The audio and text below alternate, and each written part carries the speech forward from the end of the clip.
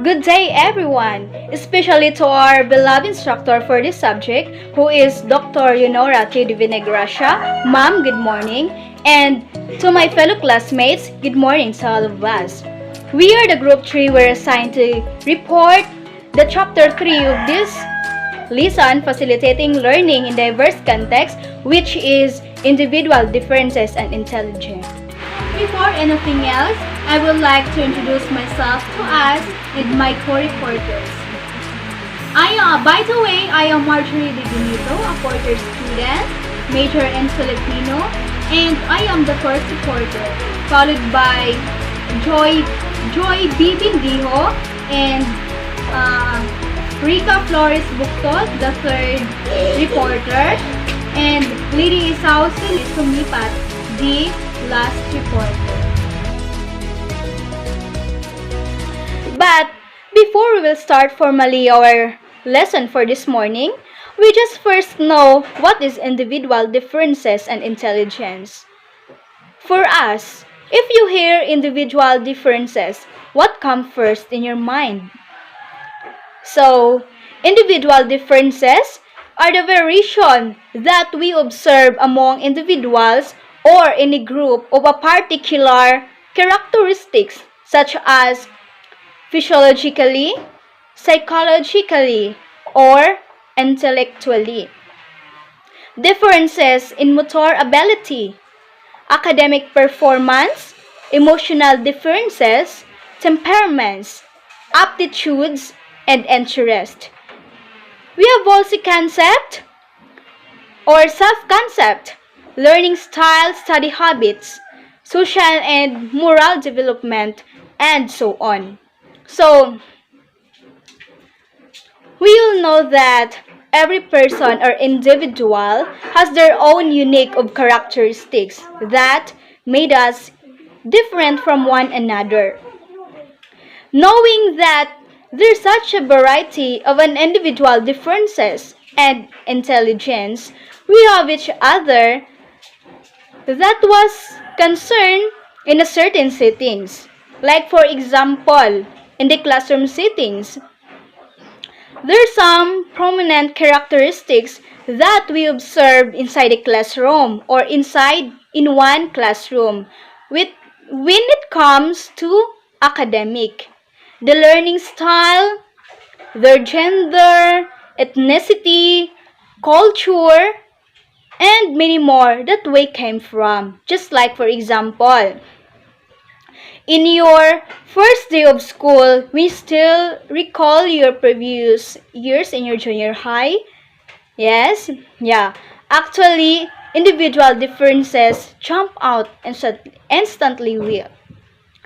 You encounter many students who came from different or various family configurations, students with special needs, abilities, and also students with different cultural background.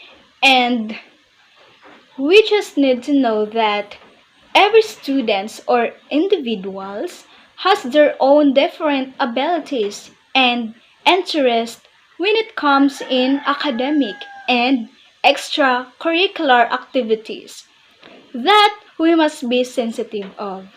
So, being a learner, we just need to know that it's very important to learn more about individual differences and intelligence because for this, we know and learn about diverse human behavior or human behaviors, diversity, and ideas, and so on.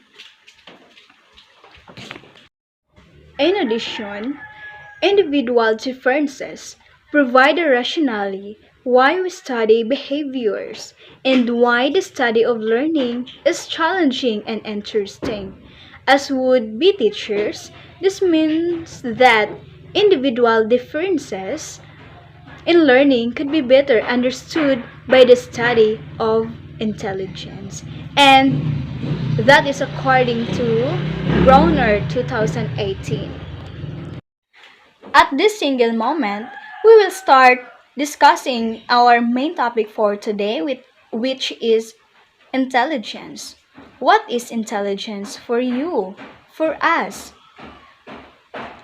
So, intelligence, it has been a controversial topic throughout psychology's history. So, it is still controversial topic.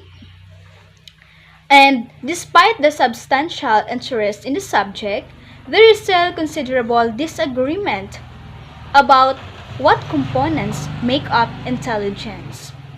So, in addition of it, to questions of exactly how to define intelligence, the debate continues today about whether accurate measurements are even possible.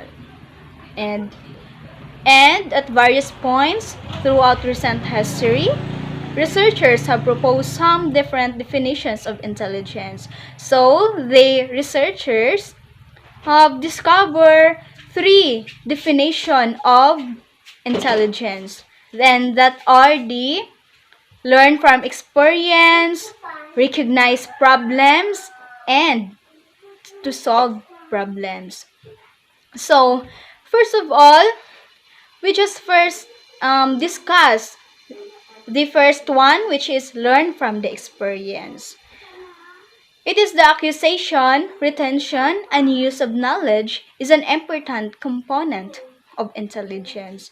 So, it is meant by the process of absorbing and storing new information in the memory, throughout personal experiences, or learning, understanding, gaining knowledge through our personal experiences. Oh, yes. And second is the recognize problems. It is to put knowledge to use. Must people be able to identify possible problems in the environment that need to be addressed?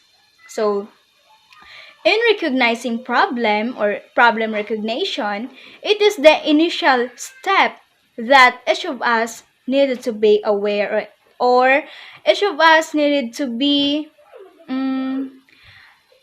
knowledgeable about it, such as issue, environmental problem that needed to be addressed of before we we must taking the action.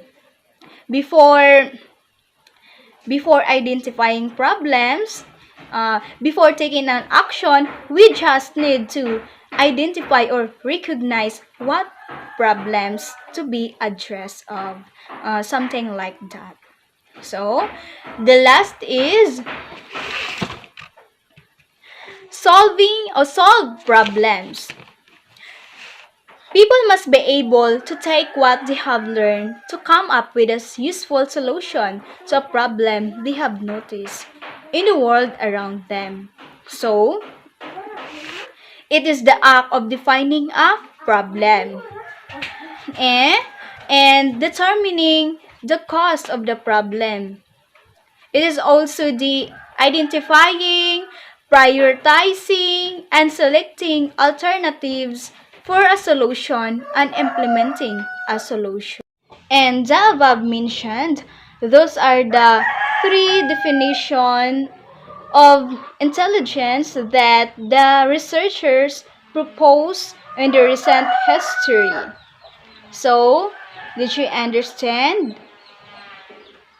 So, for now, we just move on, and at the single moment of time, we just proceed on a theories of intelligence. So, there are different researchers have proposed a variety of theories to explain the nature of intelligence, and there are theories of intelligence that have emerged during the last 100 years. The first one is Spearman's general intelligence. Charles Spearman, who is the British psychologist in 1836 to 1945, that described a concept referred to as general intelligence, or known as the G factor. That according to him, G factor underlies multiple specific skills, including verbal, spatial, and numerical. The idea is that general intelligence influence performance in all cognitive tasks. So, Spearman also believes that individuals who perform well in one cognitive test perform well in the other test. And for individuals who can't perform well, it will never good in the other side of the test. So, Spearman Spearman believes that if you if you do well in that particular activity or things, he believes also that you are do well or you are good in the other kind of activities. And that was he believes. He concluded also that intelligence is general cognitive ability that can be measured the numerical express.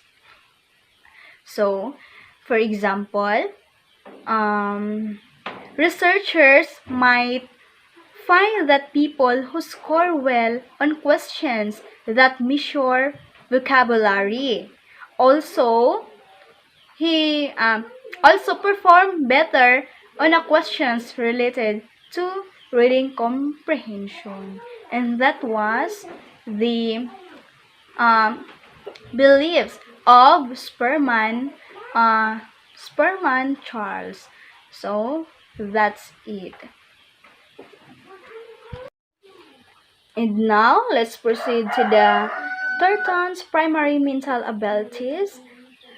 This is the second series of intelligence that the researchers proposed on the last 100 years. So, Louis L. Thornton, who is an American pioneer in the fields of psychometrics and psychophysics. On 1887 to 1955, he offered a different theory of intelligence. Instead of viewing intelligence as a single general ability, Thornton's theory focused on 7 different mental abilities. First, associative memory, numerical ability, perceptual speed, reasoning, spatial visualization, verbal comprehension, and lastly is the word fluency. Verbal comprehension. So first, and now, we discuss the 7 primary mental abilities that Louis Thornton offered on his theory. So first is the associative memory. Associative memory, it is the ability to memorize and recall. So, according to him, it is the ability to recall experience, the ability to memorize something. Just like, for example, you recall something that you recall something in your past.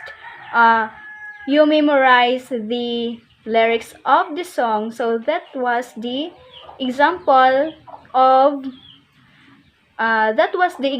that uses associative memory. So second is the numerical ability.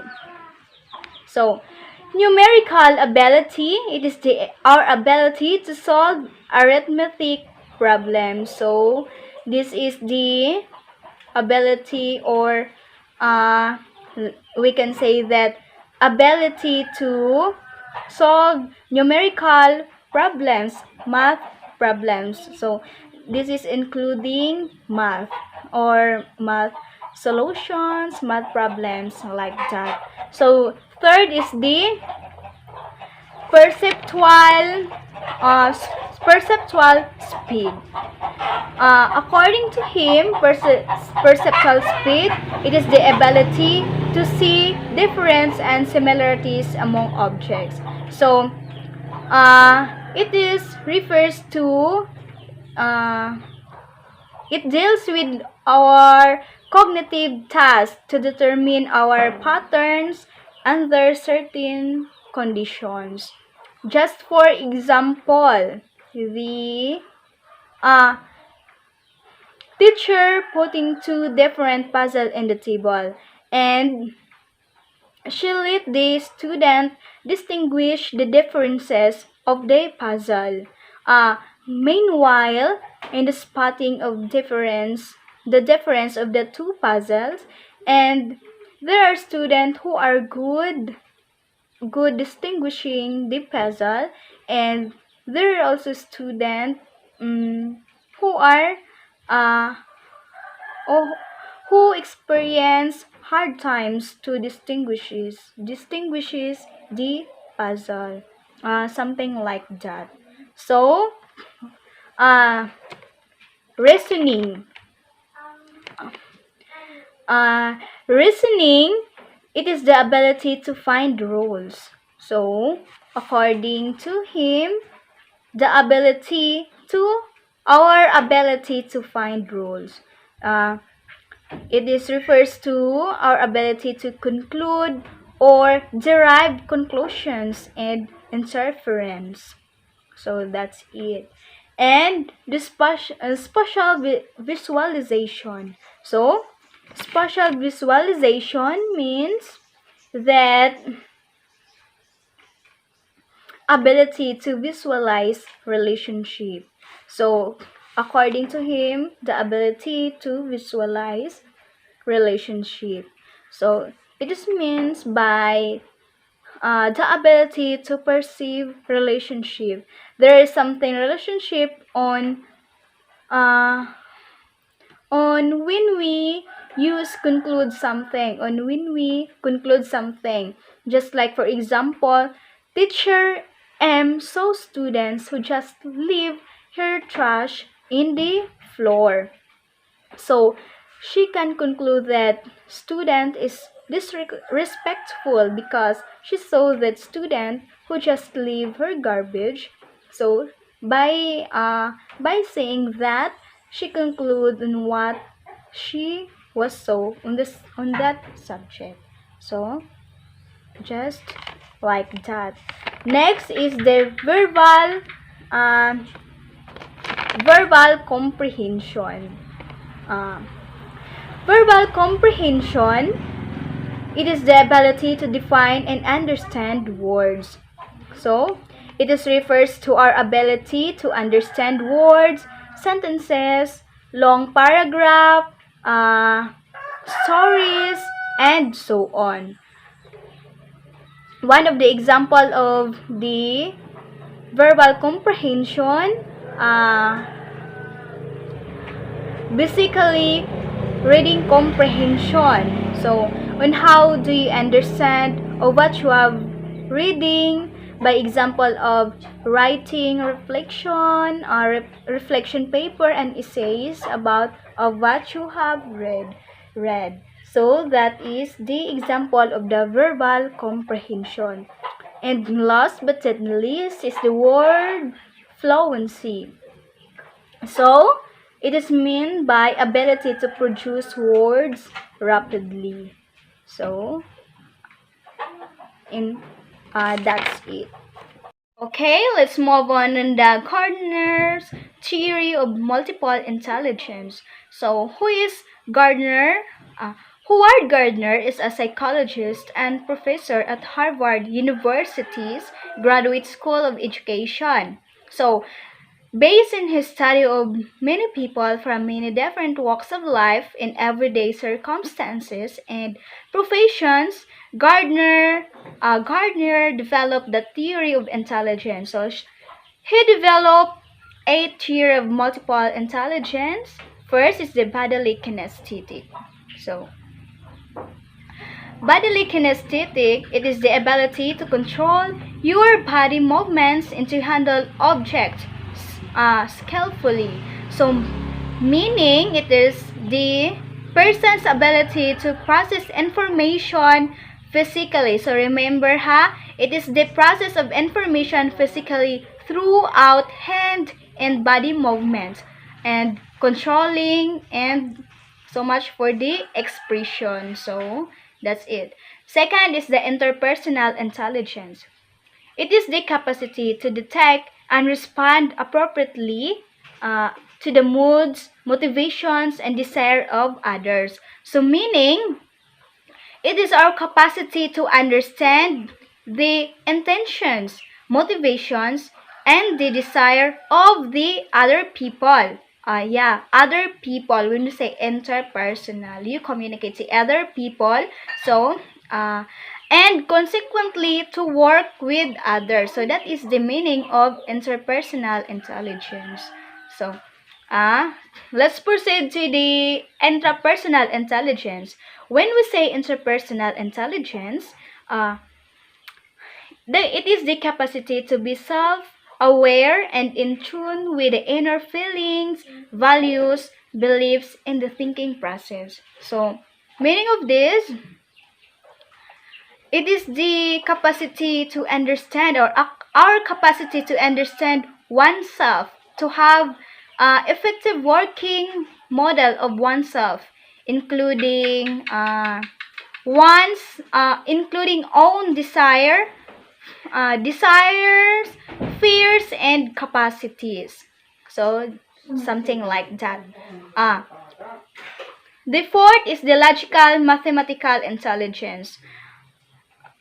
It is the ability to think conceptually and abstractly, and the capacity to discern logically numerical patterns. So, meaning, people who are strong, these are the people who are strong in logical, mathematical intelligence, and also in analyzing problems. For example, for this intelligence is individuals who think conceptually about numbers, relationships, and patterns. These are the people who are strong intelligence about and regarding logical, solving math problems, uh, solving solutions about math.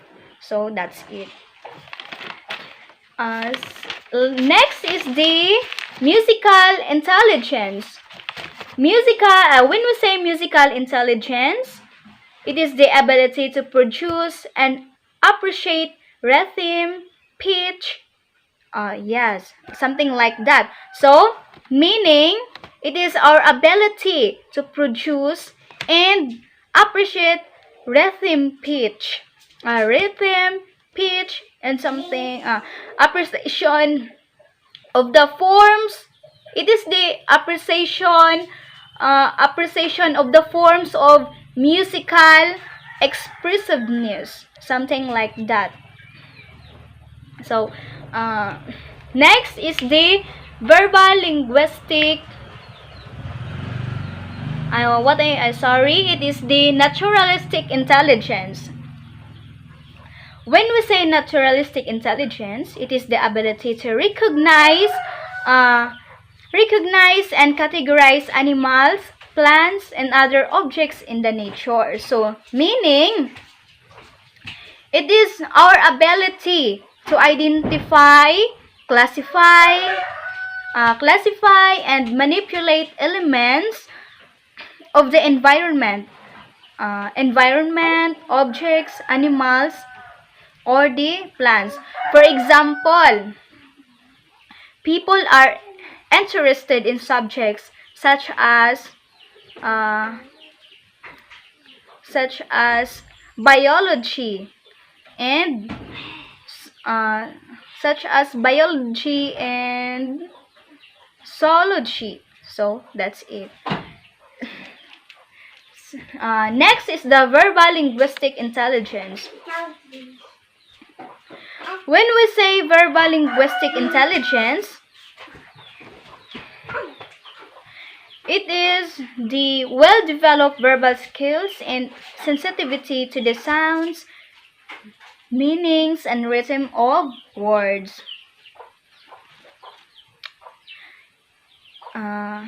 Next is the visual spatial intelligence. When we say visual spatial intelligence, it is the capacity to think in images, and pictures to visualize accurately and abstractly. So, meaning, it is refers to a person's ability to perceive, analyze, and understand visual information in the world around them. For example, uh, interpreting pictures, graphs, and charts as well. Uh, it is also reading and writing for enjoyment. That are the one example of the visual spatial intelligence. So, and also, okay, that's it. So at this moment, let's proceed to the fourth theory of intelligence of Sternberg's hierarchic theory. Uh, Robert Sternberg was an American psychologist and psychometrician. Born on December 8, 1994, he defines as a mental activity directed toward purposive adaptation to selection and shaping of real-world environment relevant to one's life. So, uh, Robert Sternberg agreed with Gardner that intelligence is much broader than a single general ability. He also suggested uh, that some of Gardner types of intelligence are better viewed as individual talents. So, uh, Robert Sternberg proposed of what he referred to as successful intelligence, which involves three different factors, and that are the analytical intelligence, creative intelligence, practical intelligence. When we say analytical intelligence, it is our ability to evaluate information and solve problems. Um, when we say analytical intelligence, it is the intelligence to demonstrate by ability to analyze, evaluate, and judge, and so on. So that is the analytical intelligence. Second is the creative intelligence. When we say creative intelligence, it is our ability to come up with new ideas. So, it refers to dealing with new and unusual situations by drawing on existing knowledge and skills. Just like, for example, creative intelligence would be involved when using your imagination. Okay, so when we use our imagination, we use our creative intelligence to uh,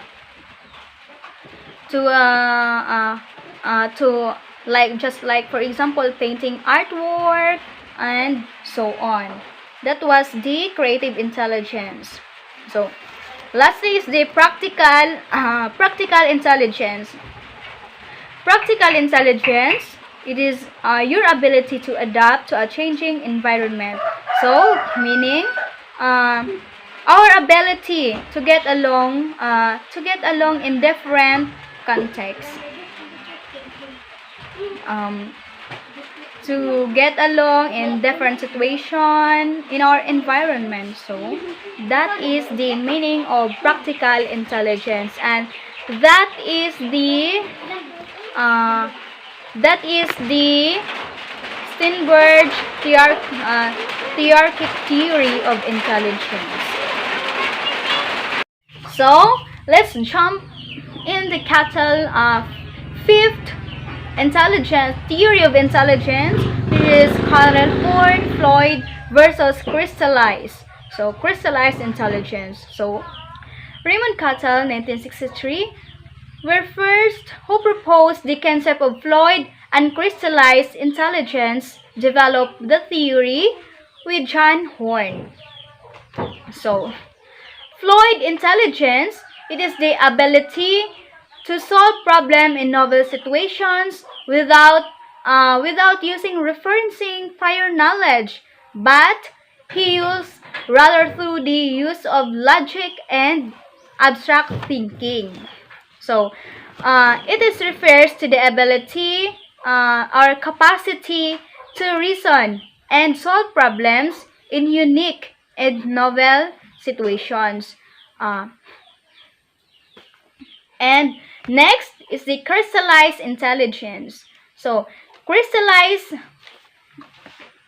crystallized intelligence refers to the previously acquired knowledge, such as specific facts learned in school or specific motor skills or muscle memory or the muscle memory. So, it is refers to the ability to utilize skills and knowledge acquired via prior learning. So, the use of it is involves the recalling of the pre-existing information as well as skills. It is the meaning of crystallized intelligence. The uses of previous acquired intelligence or our experience. So that's it. So the next is the sixth tiers of intelligence of David Perkins. David Perkins research on IQ. So David Perkins analyzed a number of different educational theories. Educational theories and approaches to education. So, in his book, in his 1992 book, Smart Schools, David Perkins analyzed a number of different educational theories. So, his analysis is strongly supportive of Gardner's theory of multiple intelligence. So, the book of David Perkins contains extensive research-based evidence that education can be considerable improved by more explicit and appropriate teaching for transfer and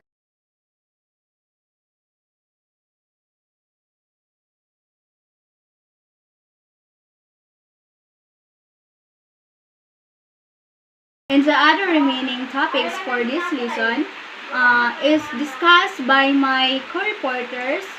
The next is Joy B. Bindijo. In today's lesson, we will gonna talk about Vernon Hierarchical theory, learning styles, nature of learning styles, categories of learning styles, and Fleming-Vork model of learning. Seventh theory of intelligence is Vernon Hierarchical theory. In The Structure of Human Abilities 1950, Philip Vernon presented his hierarchical group factor theory of the structure of human abilities. The top of this hierarchy was Spearman's general factor G, which accounted for the largest source of the variance in intelligence. Below G were several major, minor, and specific group factors. Vernon theory accounted for a general factor and group factors. It was seen as a reconciliation between Spearman two-factor theory, which didn't have group factors, and Thurston multiple factor theory, which didn't have a general factor. Vernon hierarchical theory talks about the structure of intelligence that was proposed by Philip E. Vernon. In his theory, it was influenced by the uses of G factor. Vernon put emphasis on the G factor in all mental abilities. He extracted that G factor from an ability test, then found that the remaining factors can be divided in two separate parts. He named these two orthogonal factors as verbal educational skill factor and perceptual mechanical skill factor. Verbal educational factors are composed by verbal and educational abilities, while perceptual and mechanical skills factors are composed by special, practical, and mechanical abilities. These two group of factors symbolizes the distinction between nonverbal and verbal measurement of intelligence. Vernon also said that verbal educational factor and perceptual mechanical skill factor can represent different education and cultural experience. Verbal educational factor is came from the form of school life, and the perceptual mechanical skill factor is came from the form of non-school life. The Vernon-Hierarchical theory is one of the theories that explain the nature of intelligence. Through by these theories, we are introduced into different fields of learning, which really help us to broaden our understanding, especially in acquiring the knowledge of intelligence. Learning styles. What first comes up into our mind when we heard the word learning styles? The first thing that occurred into our mind when we heard the word learning styles is it is a design or a style in learning. But this definition is just a literally meaning of this word. In this lesson, we will go beyond deeper.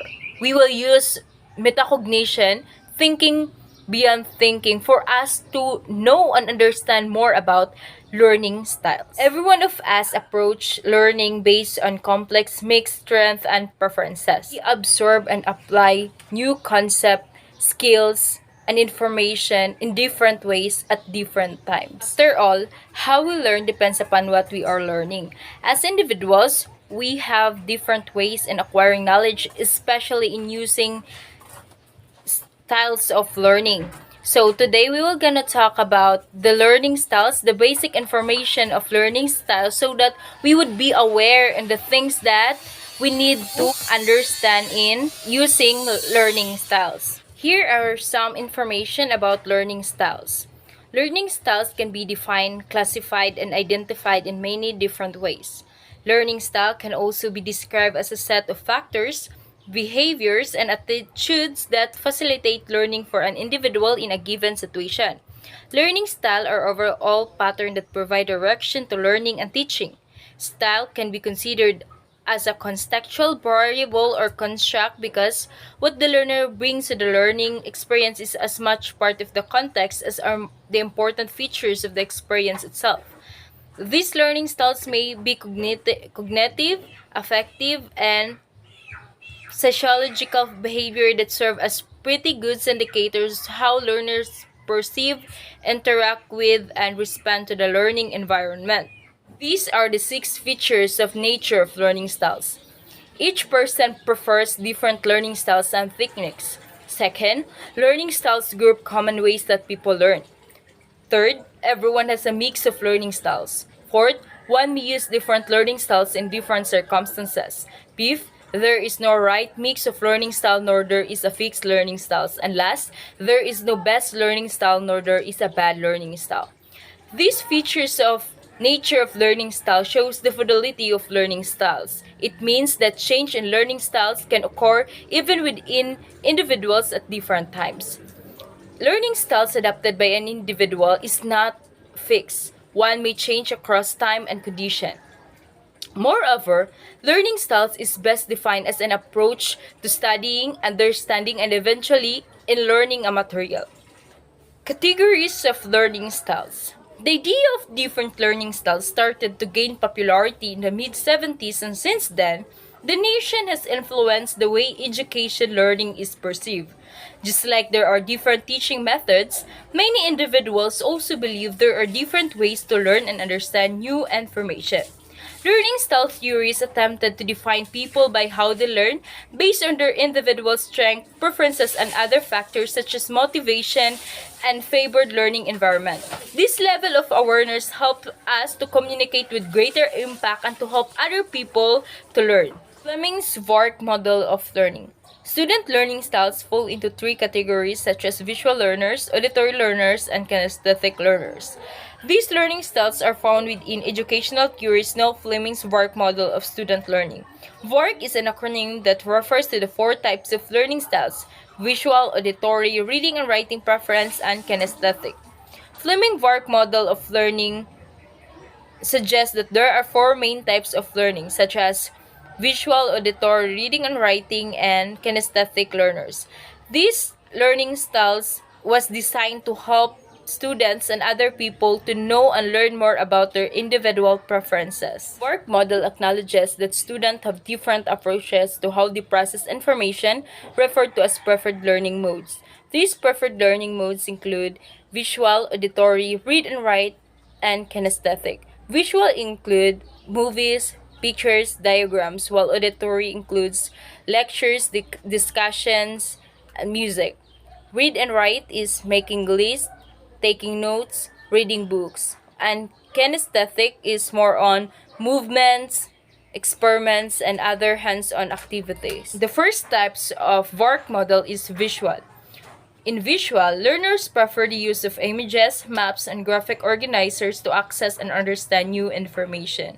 Visual learners are able to retain information when it's presented to them through graphic depictions such as arrow, charts, diagram, and more. The second types of work model is auditory. In auditory learning, learners best understand new content through listening and speaking in situations such as lectures and group discussion. Oral learners use the repetition as a study technique and benefit from the use of mnemonic devices. Auditories can be referred as oral learners. This type of learners prefer listening information that is presented to them vocally. Auditory learners prefer learning subject matter that is presented through sound. Additionally, these learners learn best by hearing information. The third types of VARK model is read and write. In read and write learning, students with a strong reading and writing preference learn best through words. These students may present themselves as copious note takers or avid readers and are able to translate abstract concepts into words and essay. Focusing on the written word, reading and writing learners succeed with written information and worksheet presentation and other texts, especially in heavy resources. Reading and writing learners are note takers and perform strongly often and cold references in written text. Reading and writing learners prefer to take in information that is displayed as words and text. Last type of work model is kinesthetic learner. In kinesthetic learners, students who are kinesthetic learners best understand information through tactile representation of information. These students are hands-on learners and learn best through figuring things out by hand or example in understanding how a clock works by putting one together. Kinesthetic learners are tactile learners, meaning they prefer to physically act out events or use all of their senses while learning. These types of learners are easy to find as they likely have a difficult time sitting still and might need frequent breaks during heavy studying sound. These learners tend to work well in scientific studies due to the hands-on lab components of this course. How to engage the 7 learner styles? It's generally accepted that there are 7 different learning styles. While most of us fall across the spectrum of each of these styles, facilitating lessons that are engaging on all levels will give your students the best chance of success. Here, we discuss strategies to improve engagement for students of each learning style. First, auditory and musical learners. Auditory learners like to hear solutions and examples explained to them, and may gravitate towards music subjects and group learning as a way to understand information. Qualities often associated with auditory learners include possessing a good ear for music and tones, may be distractible, like to talk to self, others, hum, and sing. How to engage an auditory and musical learner? Auditory learners will be engaged from start to finish. From other subjects, however, engaging oral learners requires some back and forth though. The key here is your voice and the voice of your student. Write down something on the whiteboard, then read it out loud. Work on your delivery so you can express learning material in an interesting and engaging tone. Similarly, encourage your student to read back their own notes to themselves and the class. Hearing the sound of their own voice and the voices of others is engaging to auditory learners but it can be a great learning tool for students of all types. Other strategies you can try include recording lessons for letter listening and reference, encouraging auditory learners to teach others verbally, sitting them away from distractions. Next, visual and spatial learner. Visual learners like diagrams, drawing out concepts, charts, and processes. They learn by looking at visual concepts, creating them, and watching other people create them. Visual learners often possess the following qualities: habitual doodlers, drawers, observant, not easily distracted, enjoys planning, prefer visual instructions. How to engage visual and spatial learner. To engage a visual learner in the classroom, you'll want to include elements like maps, diagrams, and imagery. Charts, images, and diagram will aid most students. So catering to visual learners doesn't mean you have to ignore other types. When it comes to self-driven learning, encourage the spatially away to sketch out their ideas, create mind maps, and flowcharts. It should probably come to them naturally, but a bit of prompting can always help. Other tactics you can use include sitting with visual learners near the front, using color codes and cues, encouraging note taking and copying notes during study. Next, verbal learner. Verbal learning includes both writing and speaking. Verbal learners might have preference for reading and writing, word games, and poems. Verbal learners know the meaning of the broad category of words, can use them effectively, and actively seek out new words to add to their repertoire. Some qualities associated with verbal learners include intellectual, bookworm, good storyteller. How to engage a verbal learner. Verbal learners will want to write down notes, talk about concepts, and potentially present them as well. The trick with verbal learners is knowing what adjacent types of learning apply to them. Are they an outgoing or more introspective verbal learner? Some may learn more to talking, while others to reading and writing. Try to cater to preference while also using their verbal abilities to push personal boundaries every once in a while. Next, logical and mathematical learner. Perhaps unsurprisingly, mathematical learners ear towards careers in programming, accountancy, science, research, and other number and pattern-oriented careers. Some qualities associated with mathematical learners include pattern recognition, good with numbers, predisposition towards grouping and classification. How to engage a logical and mathematical learner. Mathematical learners will greatly appreciate any type of learning that logically explains the subject at hand. For maths, that is safe. For other subjects, it requires some effort and planning. History and geography. Try to include statistic and classification taxonomy in your lesson plans. Literature. Ask your student what category of book it is, or it poetry, have them learn to the matters and explain them to other students. Music. Teach both musical instrument classification and the mathematical relationship between notes. Art.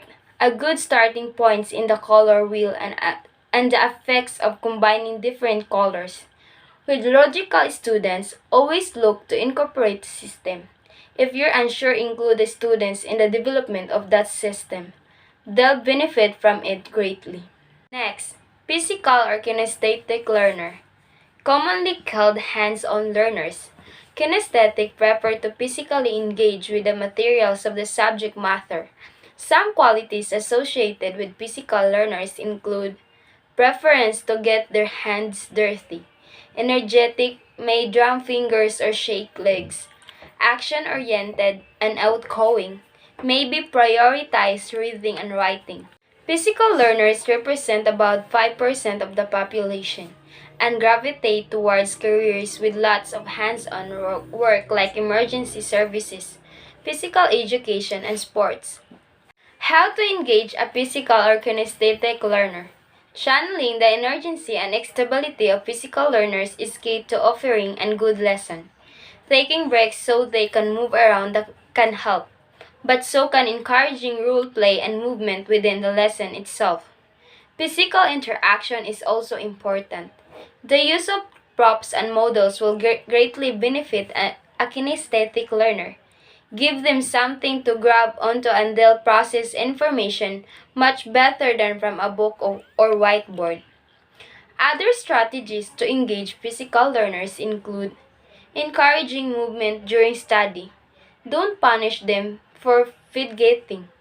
Decluttering desks and surfaces so they can focus on learning. Next, social and interpersonal learner. Social learners show preference towards groups and collaboration. Some, but not all, would gravitate towards leadership within a group. Some of the qualities often associated with this type of learner include extroverted, good communicator, sensitive and empathetic. It's important for educators to understand that not all social learners are extroverted or highly communicative, and that they can also be visual, auditory, verbal, logical, or physical learners. The interpersonal aspect perhaps better describes the setting in which they are most comfortable, rather than how they absorb information. As such, teachers should be cognizant of the breadth of variation between different types of social learners. For example, social doesn't strictly mean verbal. Some social learners prefer to listen in a group setting rather than on their own.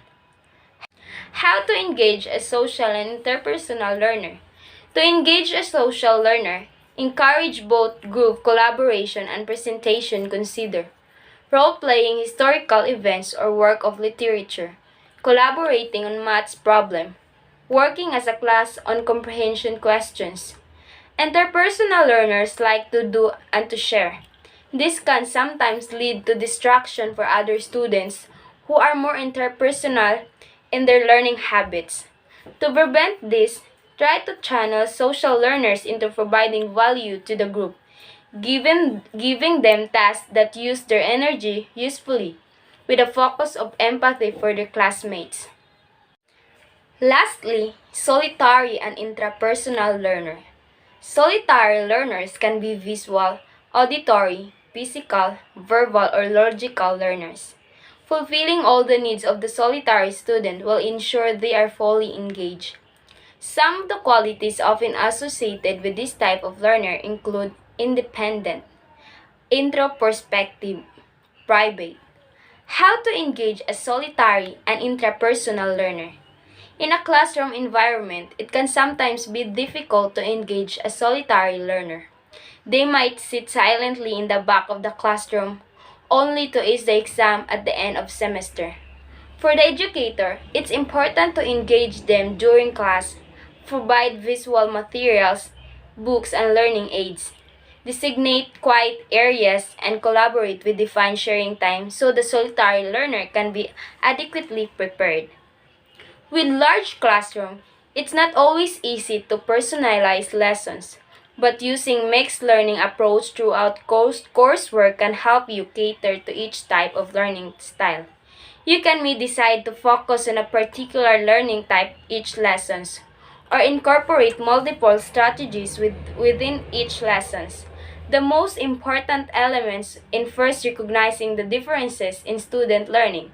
The rest will flow from there. So now let's move on Cole's basic learning style.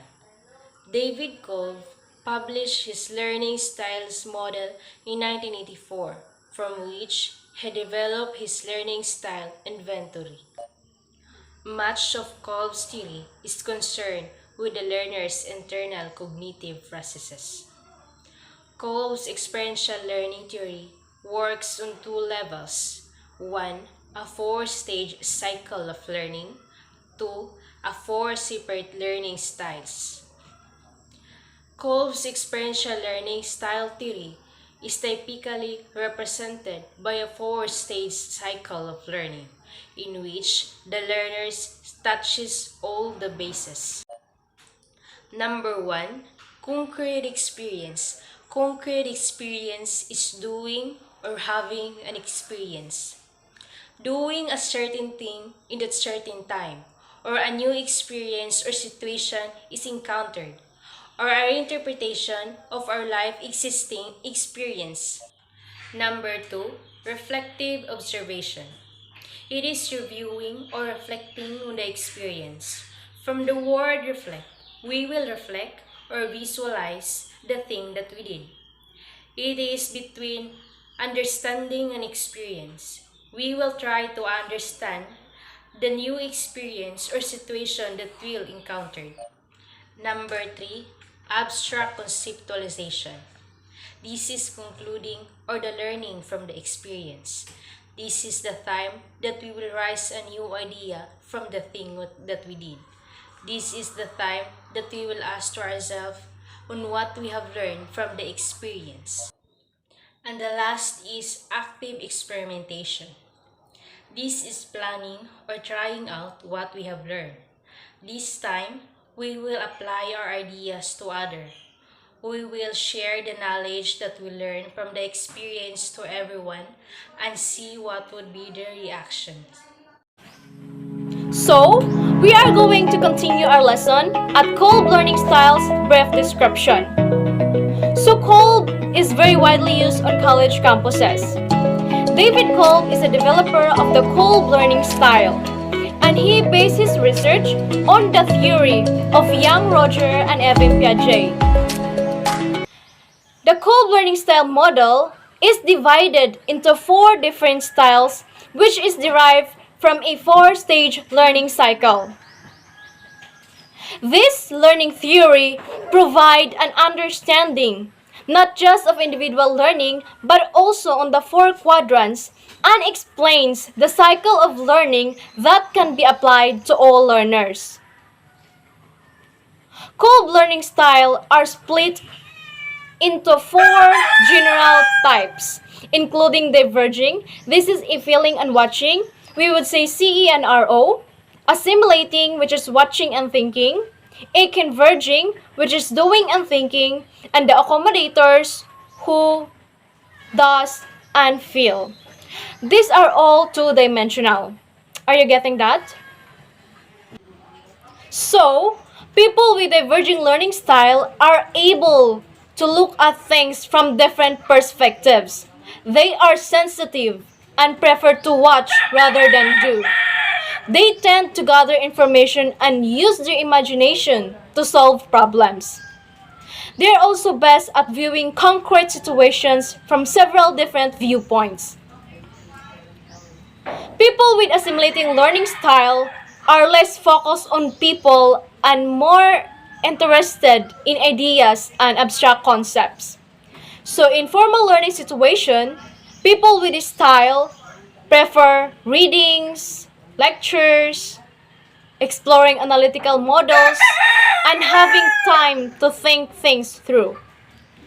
This learning is important for effectiveness in information and science careers.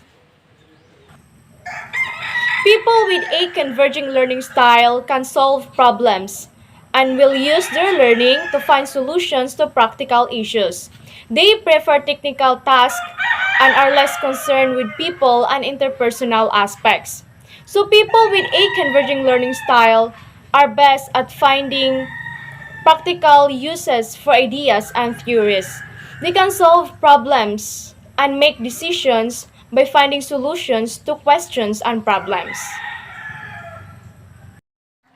The accommodating learning style is hands-on and relies on intuition rather than logic. These people use other people's analysis and prefer to take a practical, experiential approach. They are attracted to new challenges, experiences, and carrying out plans. In addition, people with accommodating learning style is willing to take risk because they are people-oriented, and they are also known as the extrovert. because they act on gut instinct rather than logical analysis. Now, let's move on to the educational implications. So both Kolb's 1984 learning stages and cycle could be used by teachers to critically evaluate the learning provision typically available to students and to develop more appropriate learning opportunities. Educators should ensure that activities are designed and carried out in ways that offer each learner the chance to engage in the manner that suits them best. And also, individuals can be helped to learn more effectively by the identification of their lesser preferred learning style and the strengthening of this through the application of the experiential learning cycle. Ideally, activities and materials should be developed in ways that draw on the abilities from each stage of the experiential learning cycle and take the students through the whole process in sequence. Now, let's discuss the Honey and Mumford learning styles. Honey and Mumford learning styles were developed by Peter Honey and Alan Mumford in 1986. Their work is inspired from and built upon Kolb's learning styles model.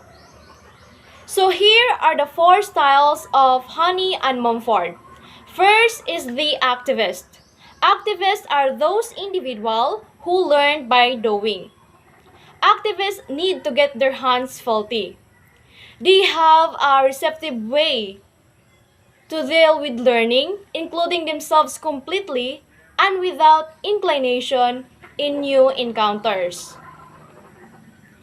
The learning activities can be brainstorming, problem solving, group discussion, puzzles, competition, role play, and etc.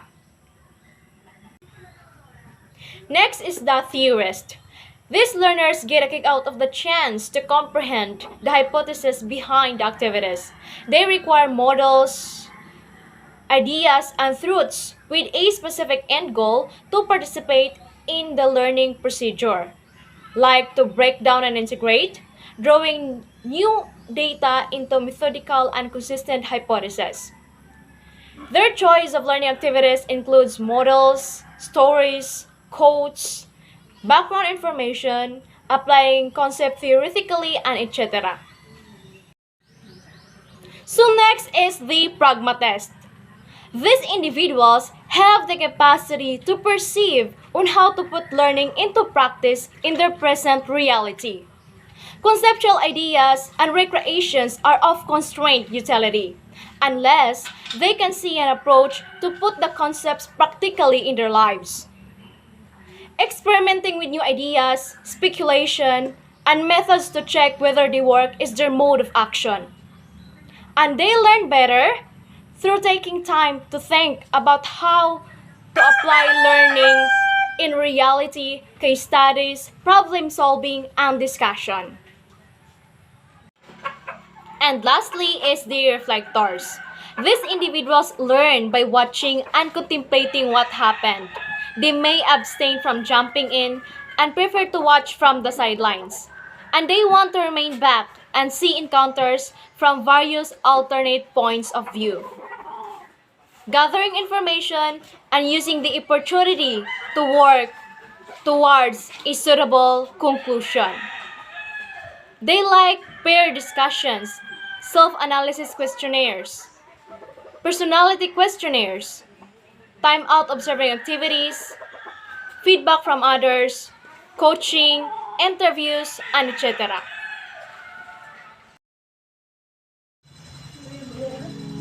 And that's the end of our lesson.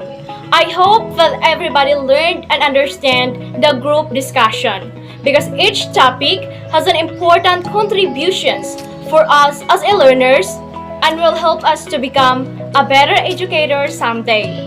So I am hoping that everybody gained knowledge so that we will use this knowledge as an instrument to reach our goals. For us to become a good and exemplary teacher in the future. I am Noemi Sumipat, together with my co-learners, Ma'am Marjorie, Joy, Lady, and Rika, saying thank you so much and God bless us all.